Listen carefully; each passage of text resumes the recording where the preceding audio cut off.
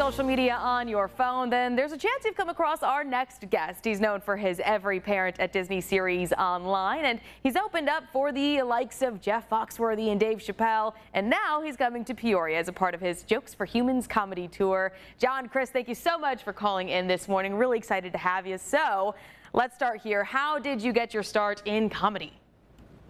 You know what? I was just thinking about Peoria. Early on in my career, I don't even know if it's still there. Is the jukebox still there? Oh boy. Actually, they just had a fundraiser a few days ago, trying to raise money to stay open. So you might as well help them, right? Well, I should send them a check, because I used to come early on in my comedy career. Wow. Peoria would find itself on the tour list. And I'm like, how am I keep going back to Peoria? It was the jukebox. That's wild that place is still in business, man. It is to make the move to the bigger theater there in town is started from the bottom. Now we hear moment for sure. Well, you know, we are definitely excited to have you back. Now, you have over 30 dates on this tour, so tell me, what is life like on the road? I can imagine it's extremely busy, must be difficult as well, but, you know, you're always making people laugh. So how are you keeping yourself busy? I would say, so the bus leaves at night, right? So the Peoria show would be done, and then we leave at probably 2 in the morning, and then it drives to the next city. So you wake up in a city, and you have no idea. You need to find probably a coffee shop, maybe a golf course, maybe a nice brunch spot, or usually we're playing golf until about Thanksgiving. Then it gets a little cold. But during the day, there's always we call it information gathering for the show that night. Let's say that. I mean, it sounds like a really fun time on tour. Yeah. So what has been your favorite moment that has stuck out to you so far since being on tour?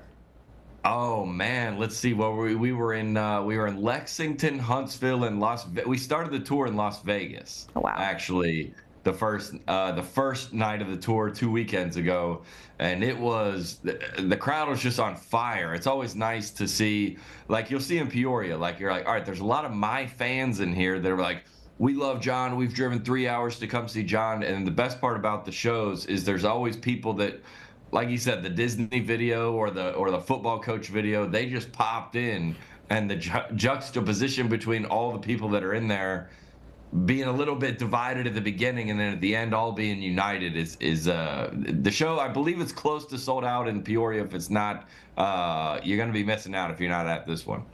Absolutely. I mean, now this tour specifically, it's called Jokes for Humans, which is an interesting title. I have to know the meaning behind it, because what sets these jokes apart from maybe ones that may be for other creatures out there?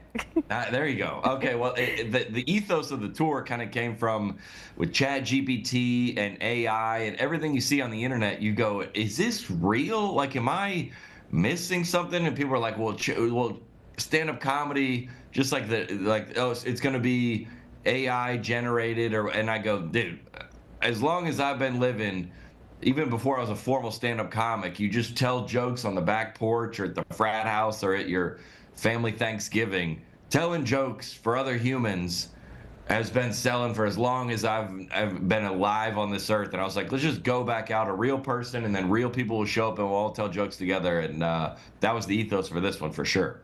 Yeah, I mean, you're talking about how comedy brings people together, and it absolutely does. So what can people expect for the show, and when is it, so we can make sure that people head out to go and see you? Well, it's October 4th. I know that. And every time I've been through Peoria, I do the tourist attractions. I do make fun of. I have to make some references to make fun of Big Al's, but I've heard that it's no longer in business. Is that true?